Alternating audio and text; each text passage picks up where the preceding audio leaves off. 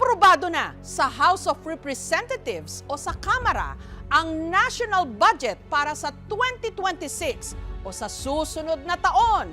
Ang tanong pa rin, wala ba yang kurakot? Hello, kontraktor. Dami nyo pala. Siyempre, kontraktor ang may-ari. Pag ako naging kontraktor. Kontraktor. Kontraktor. Kontraktor. Isa siguro sa mga lalaban na Word of the Year ngayong 2025, kontraktor o yung mga congressman na kontratista pa.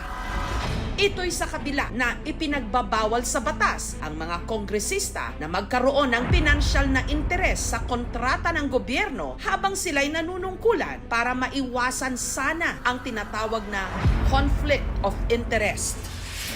Pero base sa investigasyon, maraming kontraktor sa Kongreso. Kaya ang DOJ o ang Department of Justice balak ngayong paimbestigahan at kasuhan ang nasa 12 hanggang 15 sa mga pinangalanan ng kontraktor.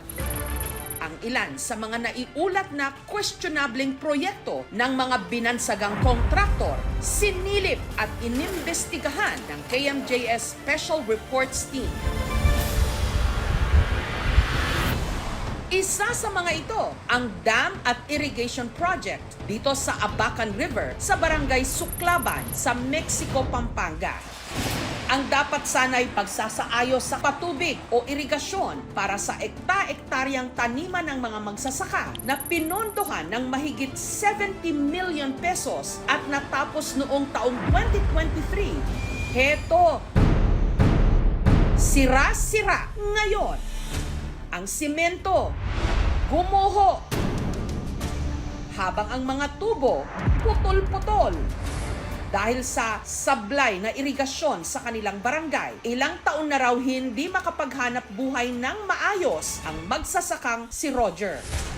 Matagal na yan. 8 years na hindi makapagsaka dahil walang tubig. Imbes yung paano mo yung halaman mo, papalago mo, wala. Siyempre, nalugi. Kaya ang mga magsasaka, umaasa na lang sa maliit nilang water pump na sila pa raw mismo ang nagpagawa. Sa diesel lang, talo na kami. Ang Dam and Irrigation Project, siniyasat ng isang independent na structural engineer. Nung na-damage siya, nag-break, yung tubig napunta sa loob. Na-wash out tuloy, pati yung pinaka-palaman niya na embankment. Dapat na i-repair din siya immediately. Kumbaga, under warranty pa dapat siya. Masasabi mo rin hindi na-reach yung quality. 1 year, tapos given na this is a major river, mukhang hindi nga. Siyempre din, masakit. Dahil ninanakaw lang yung budget eh. Silang nagpapayaman sa sarap. Tayo, nagpapahirap sa bukid. Walang kinikitang maayos. Sa mga tiwali ng gobyerno, parang wala nang hiya na. Dapat mabigyan ng pansin kami. Lalo na pangarap namin talaga yung irrigation lang. Isa sa mga kontratista ng proyekto, ang A.D. Gonzalez Jr. Construction and Trading Company Incorporated. Ayon sa mga nakalap naming dokumento mula sa SEC o sa Securities and Exchange Commission, ang isa raw sa mga incorporator o may-ari nito, si Aurelio Dong Gonzalez Jr., dating vice-gobernador ng Pampanga at nanungkulan din bilang congressman ng 3rd District ng Pampanga mula 2007 hanggang 2013 at nahalal pa muli na congressman mula 2016 hanggang June 2025. Nagsilbi rin si Gonzalez na Senior Deputy Speaker ng House of Representatives mula May 2023 hanggang June 2025. Dahil kayo po bilapit, huling na malalam. Ang problema, idinulog na raw sa mismong kontratista ng pinuno ng Association of Barangay Captains ng Bayan ng Mexico noon pang 2023. Maya meron nag-text o nag-chat, wag ko na daw ituloy ang demanda. Kung hindi sila natatakot, bakit sila magsasabi na wag kong itutuloy ang demanda? Pero kalaunan, ang kaso ibinasura ng Office of the Ombudsman. Nakakalungkot, na-dismiss lang sir. Lack of evidence daw sir. Nagbigay ng pahayag ang Region 3 National Irrigation Administration o NIA na siyang may hawak ng irrigation project. As to the allegations of substandard work, the project underwent a comprehensive inspection and obtained satisfactory rating. Sa patuloy na pagsisiyasat ng aming team, Napag-alamang maliban sa irrigation project sa Barangay Suklaban, may iba pang government projects na hawak ang AD Gonzalez Construction and Trading Company Incorporated. Ayon sa website ng Sumbong sa Pangulo, ang kontratistang ito may 2 pang flood control project sa Pampanga na parehong completed na ang status. Ang kabuuang halaga hindi bababa sa 360 million pesos. Pinuntahan ng aming team ang coordinates na nakasaad sa website ng parehong proyekto at ito ang tumambad. Parehong mga sakahan lang, wala ang mga ipinangakong proyekto. Nakipag-ugnayan ang aming team sa DPWH Pampanga 3rd District Engineering Office na siyang may hawak ng proyekto. Ngunit tumanggi silang magbigay ng impormasyon alinsunod daw sa direktiba mula sa Central Office ng DPWH. Samantala, pinuntahan ng aming team ang opisina ng AD Gonzalez Construction and Trading Company Incorporated pero tumanggi silang magbigay ng panayam. Gayunman, ang kampo ni dating Congressman Aurelio Dong Gonzales Jr. nagbigay ng pahayag. We reiterate that Congressman Aurelio D. Gonzales Jr. has no ownership interest, management participation, or any form of affiliation with AD Gonzales Jr. Construction and Trading Company Incorporated. It bears noting, however, that the Department of Public Works and Highways itself has publicly acknowledged the existence of erroneous or misplaced project coordinates in the Sumbong sa Pangulo website. Ang incorporator, sila din ang mga unang nagmamay-ari ng mga shares ng kumpanya. Kung ang krimen ay nangyari noong panahon na sila ay may hawak noong tinatawag na shares, bumoto sila doon sa act na iyon na ipinagbabawal ng batas, ay mahahabol pa rin sila ng batas. Kahit patuloy pa rin iniimbestigahan ang mga di umano anomalya sa 2025 national budget, sa linggong ito, ipinasa na ng Kongreso o ng Kamara ang bagong budget para sa 2026. House Bill number 4058 is hereby approved on third and final reading. Ang kabuang halaga ng 2026 General Appropriations Bill o budget, 6.7 trillion pesos. Ang pinakamalaking inaprubahang budget sa kasaysayan ng Pilipinas. Sa mahigit 300 mga kongresista, 287 ang pumabor, 2 ang nag-abstain, 12 ang kumontra. Isa sa pinakamalakas na boses sa minorya sa Kongreso, ang abogado at kinatawan ng Akbayan Party List, si Attorney Chel Jokno. Attorney Jokno, pwede ho bang i-walk through nyo kami dito po sa process ng pag-aproba ng Kamara o ng House of Representatives dito po sa 2026 national budget? Ang proseso ng budget ay nagsisimula sa mga hearings sa harap ng Kongreso. Mostly, ang mga tanong ay nanggagaling sa minority dahil yan ang tungkulin namin bilang mga fiscalizer. In both the committee level and sa plenary po? Yes. Naging maingay po kayo sa minorya? Yeah. And out of the 30, 12 lang, 1 dosena lang po yung nag-no. Bakit hindi parang nagkaisa yung minorya? Kanya-kanyang desisyon talaga yan kahit nasa minorya kami. Kami po sa Akbayan, matagal na namin ipinaglalaban yung isang transparent budget na talagang may pananagutan. Kasi nakita naman natin sa nakaraang budget yung naging problema sa mga flood control, sa mga insertions na nangyari nung kaduluhan na ng process nung nasa BICAM na siya. Do you think na sana mas mabagal o mas inusisa yung budget? Dahil ang dami hong speculations, ang dami hong protesta ngayon tungkol sa proseso ng budgeting that led to all of these kurakot projects. So, hindi minadali itong budget na ito.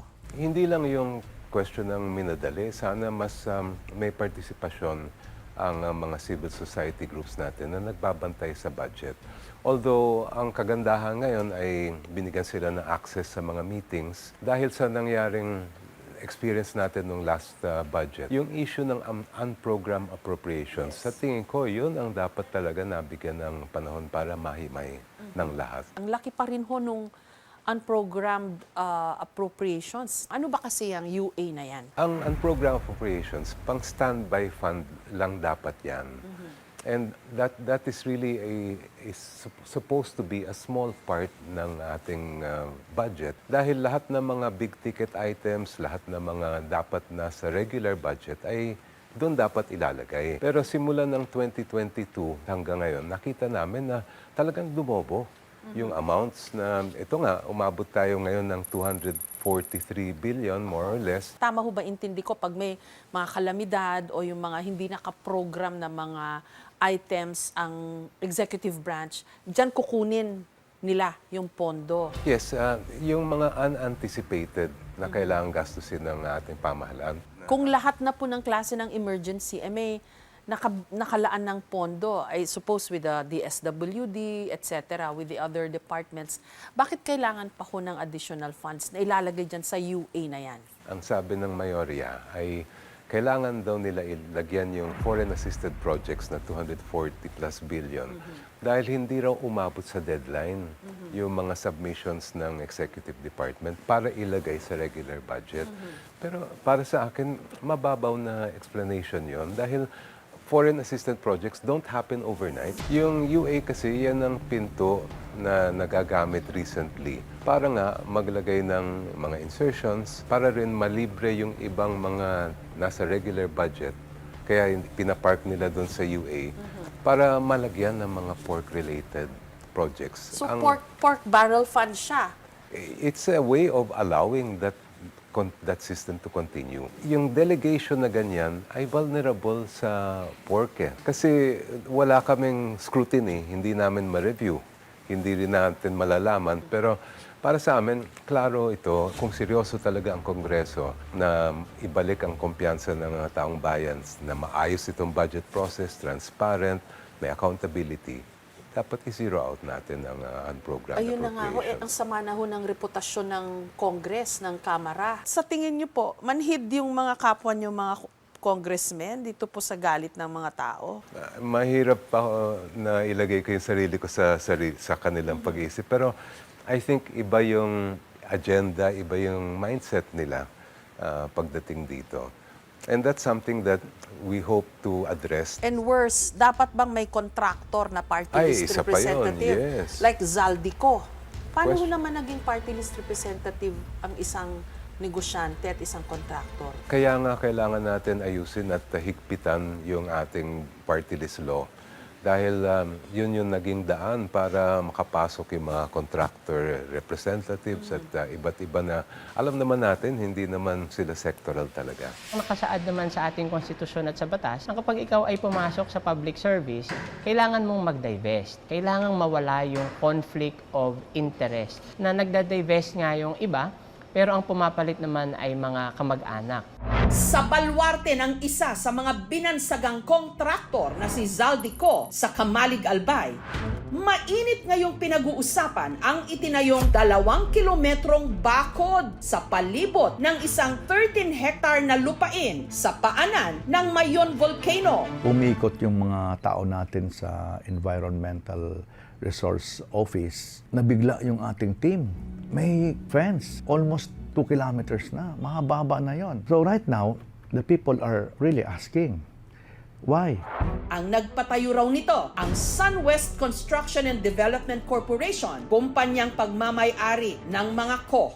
Ang pader, magtatatlong buwan na raw perwisyo para sa mga mangungoprang gaya ni Jennifer. Inaarang kami, kinukuha yung pangalan, rini-record nila. Ang sagot ko naman sa kanila, kami may-ari dyan sa taas. Residente kami rito, dito na kami tumanda. Tapos ngayon, binabawalan kami na magpasok niyan sa taas.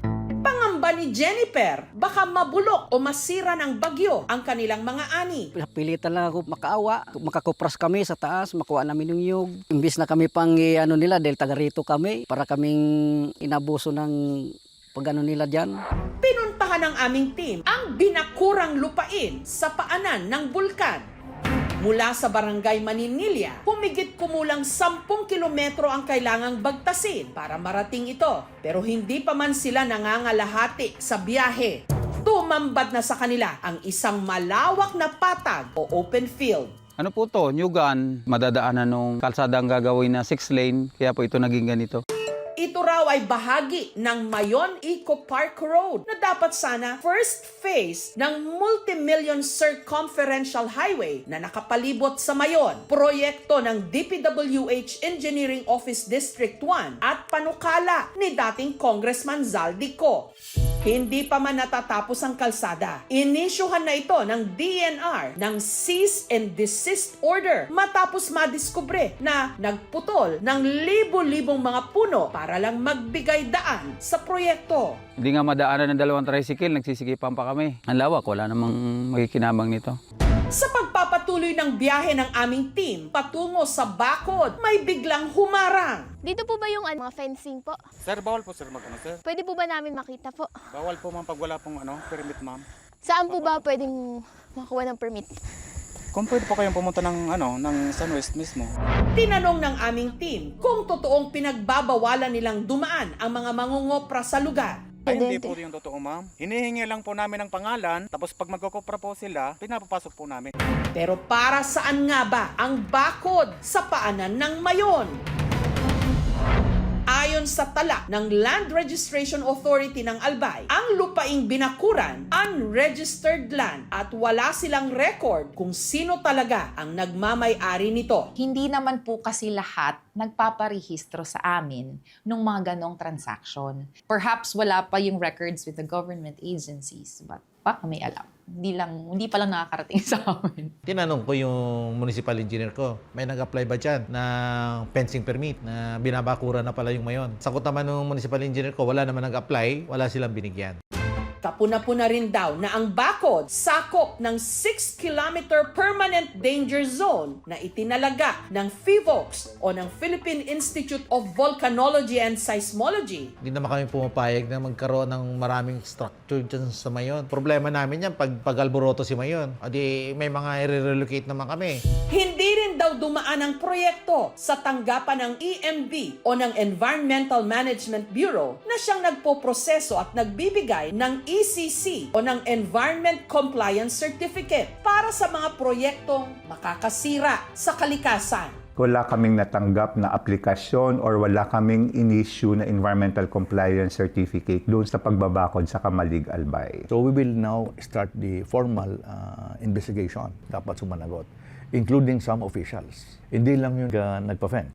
Sinubukan naming makipag-ugnayan sa SunWest Construction Corporation pero hindi sila tumugon. Paano ho nangyari na ang isang party list representative like Zaldico naging chairman ng Appropriations Committee? Paano ho siya pinayagan na magkaroon ng kapangyarihan na ganon? So many billions ina-allege na nakurakot under him. Yan nga yung sakit ng politika sa atin, na yung patronage aspect ng politika ay umiiral, lalong-lalo na sa nakita natin sa huling budget system or budget cycle. Hindi dapat nangyari yon at maraming pagpapaliwanag dapat si former representative ko.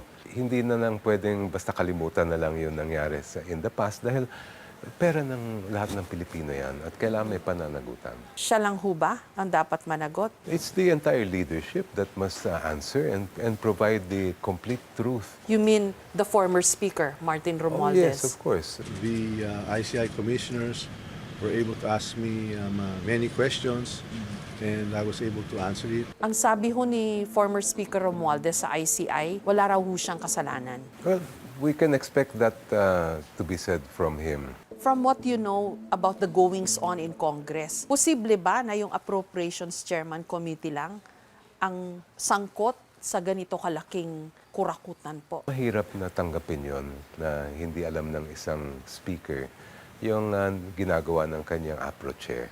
Dahil the APRO chair really answers to the speaker. You have the floor, the chairperson of the Committee on Finance. Thank you, Mr. Chairman. Isa pa sa mga mainit na pinag-usapan sa linggong ito ang isiniwalat ni Senator Sherwin Gatchalian na di umano overpriced na FMR o Farm to Market Roads. Kasi tinitignan namin yung ibang mga gawa like in 2024, tilinista namin yung top 10. Tawag namin extremely overpriced FMRs.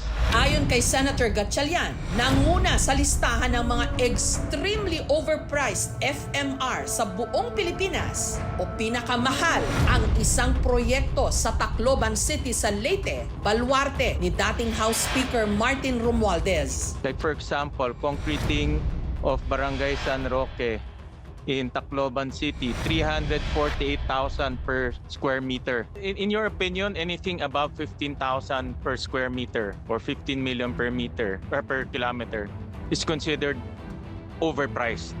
Yes, Mr. Chair. Kasi kung 15,000 nga, sa inyong opinion, is overpriced na, ito, 348,000 per meter. Hindi lang to extremely overpriced. Obvious sign of corruption na ito eh.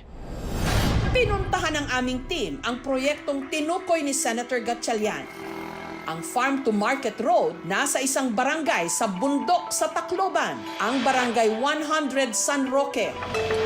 Ayon sa 2024 General Appropriations Act o ang budget para sa taong yon, ang halaga ng kalsada umabot sa 100 million pesos. Nung datna ng aming team ang kalsada, tuloy-tuloy ang paggawa ng mga construction worker ng mga kanal. Pero sa kabilang dulo nito, na nauna nang natapos ang mga kanal, sira na. Sinubukang makipag-ugnayan ang aming programa kay Romualdez, pero hindi sila tumugon. Sa pagsisiyasat ng aming team at base sa mga pahayag ng mga mapagkakatiwalaang source, ang mga sakahan at lupang nakapaligid sa bagong Farm to Market Road, pagmamay-ari dumano ni Leyte 3rd District Congressman at dating Court of Appeals Associate Justice Vicente Sofronio E. Veloso III o mas kilala bilang Ching Veloso. Siguro yung lupa niya ba sa dinig ko lang, mga 500 hectares siguro ata yun, more or less. Bininta kasi yan ng mga tao dito sa kanya. Marami sa kanila napilitan di umanong magbenta kay Veloso ng kanilang mga sakahan sa mababang halaga. Waray na hamon ito nga hamon tunay. Ibag yung papamaligyan naman lakay nahadlok man yung haon. May natanggap ba kayong pera mula doon sa lupa ninyo? Waray. Bisan pinit nga piso, waray. Ilang beses na raw lumapit sa Department of Agrarian Reform sina Lola Linda. Nahadlok kira kan Ching Veloso. Salit, di kami, kung nakadto kami, sige lamang balik-balik, bagala kami bulak. Ginuntol-untol ngadto. Ira liging pinasapasa kami. Sobra. It ka masakit. Kay pwede nga ni adit amon mga harani. Dida. Ginagawag yapit kuan tuna adan na. Matay na lang ang konsumisyon.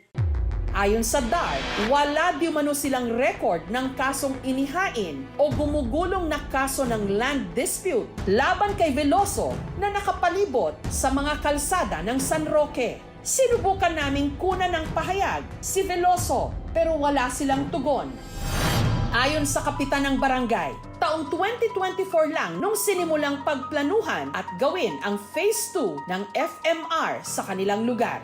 Gayong sa totoo lang daw, 2 dekada na nilang inaawitan na magkaroon ng konkretong kalsada roon. Nung hindi pa ito na simento, pahirapan talaga sa paghakot kasi malalim yung mga lubak. Dapat talaga mabigyan ng kalsada ang mga farmer na nandoon sa baba. Sinubukan naming hinga ng pahayag ang Department of Agrarian Reform. The project's completion was delayed due to the belated response of the landowner affected by road right-of-way acquisition for FMR. Rest assured that the Department of Agrarian Reform Office Region 8 remains steadfast in its commitment to serve and uplift the lives of the farmer beneficiaries. Sinubukan naming hinga ng pahayag ang DPWH pero tumanggi sila ayon din sa direktiba raw ng kanilang central office. Sinubukan din naming hinga ng pahayag ang Department of Agriculture o DA pero nasa ilalim daw ng internal audit ang proyekto kaya hindi rin daw sila pinayagang magbigay ng anumang impormasyon sa media. This early may mga nagsasabi na actually yung 2026 budget, marami pa rin daw dyan pork barrel funds na nakadisguise. Maaring umabot ng over 100 billion yan in pork barrel disguised as legitimate projects. Kailangan bantayan natin yan. Yung nangyari sa atin itong nakaraan sa mga flood control, hindi pa yan lahat ng kabuuan ng alam natin na naging corruption na issues. Farm-to-market roads, may mga issue din tayo dyan. Pati mga iba't ibang mga klaseng infrastructure. Maaaring hindi perpekto ang ating budget, ngunit ito ay malinaw na simula ng bagong hamon sa ating paglilingkod. Ang unang hakbang sa ating paglalakbay tungo sa isang tunay na budget ng bayan, bukas at tapat sa sambayanan. Kung mapapansin natin, yung pagpapanatili ng mahigit 240 billion pesos na unprogrammed appropriations at yung pagpapanatili ng napakaraming infrastructure projects at soft pork projects dun sa loob ng budget, ibig sabihin, masyadong marami pa ring bahagi ng budget ay naiuuwi dun sa pagdiskarte ng mga politiko kung paano gastusin. Nalulula rin ho ba kayo dun sa laki ng mga pondo na parang misteryoso kung nasa napunta? Hindi lang ako nalulula, talagang nababahala at nagagalit dahil kapakanan ng ordinaryong Pilipino yung pinag-uusapan natin. Akala nila, pera nila yun. It's like parang naging playground na lang ang budget. Samantalang, hindi dapat ganon.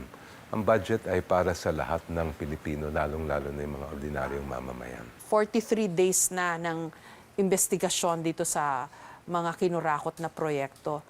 Wala pa rin daw pong nakukulong. Ano ho masasabi niyo doon? Kailangan din makuha ng komisyon at ng lahat ng mga ahensya yung ebidensya para magsampa ng kaso. Alam ko may ilan ng nakafile na mga cases, dapat bantayan natin yan. Pero ang panawagan ko sa ating justice system, lalong-lalo na sa ating Supreme Court, ay maglabas ng utos na gawing prioridad ang corruption cases. Alam mo, Jessica, nung budget hearings ng judiciary, nabigla ako nung tinitingnan ko yung mga sinabit sa aming mga reports. Napansin ko, meron palang mga trial na nakapending na kaso sa Sandigan Bayan.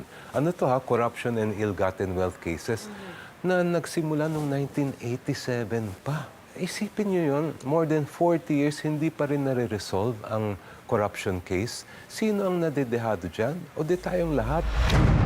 Ang mga di umano, kinurakot na proyekto ng gobyerno, mahigit 2 buwan nang iniimbestigahan sa media at kahit pa sa gobyerno.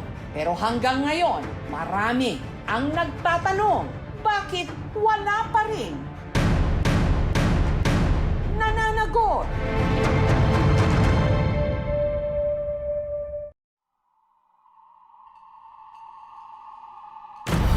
Pepe, pang ilan na ba yan? Patay ang kinakain. Buhay naman tayong lahat. Kapag kinakabahan.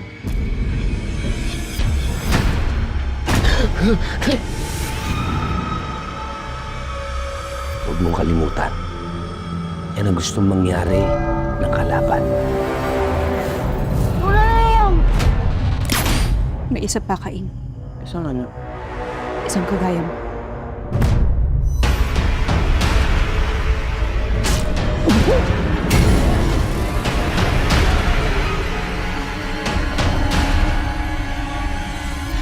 Kapag nagpapakita daw si Pochong, may mamamatay. In the name of our Lord Jesus Christ. Stay away from the people of God! May nakita talaga ang verbal ang hipid. Mata-mata ng pusa tapos takpak ng paniki. Puti tapos mahaba yung pupong. Let us pray!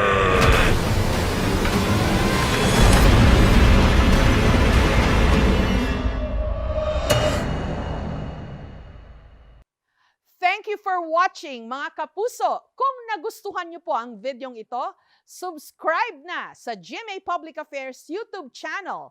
And don't forget to hit the bell button for our latest updates.